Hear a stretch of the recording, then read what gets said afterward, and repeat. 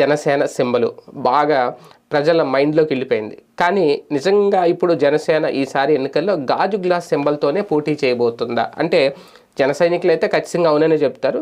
కాకపోతే డౌట్ ఖచ్చితంగా ఆ సింబల్ వస్తుందో లేదని, కానీ ప్రయత్నాలు అయితే చేస్తున్నారు. ఎందుకు డౌట్ అంటే ఇప్పుడు తెలుగుదేశం పార్టీ అంటే సైకిలు, వైసీపీ అంటే ఫ్యాను, ఓకే అవి ఫిక్స్డ్ సింబల్స్. కానీ గాజు గ్లాస్ అనేది అది ఫ్రీ సింబల్.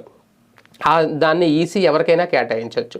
ఇప్పుడు పాల్ గారిది మొన్న హెలికాప్టర్ సింబల్ కేటాయించారు. ఇప్పుడు తాజాగా ఈసీ వాళ్ళకి కొండ ఇచ్చిందంట, కొండ సింబల్. ఇప్పుడు ఆయన కొండ వద్దు నాకు హెలికాప్టర్ కావాలని అడుగుతున్నాడు.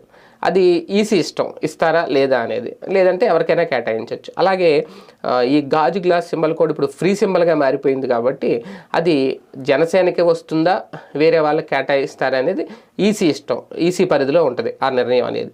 లేదు వీళ్ళు లేదు దాని మీదే పోటీ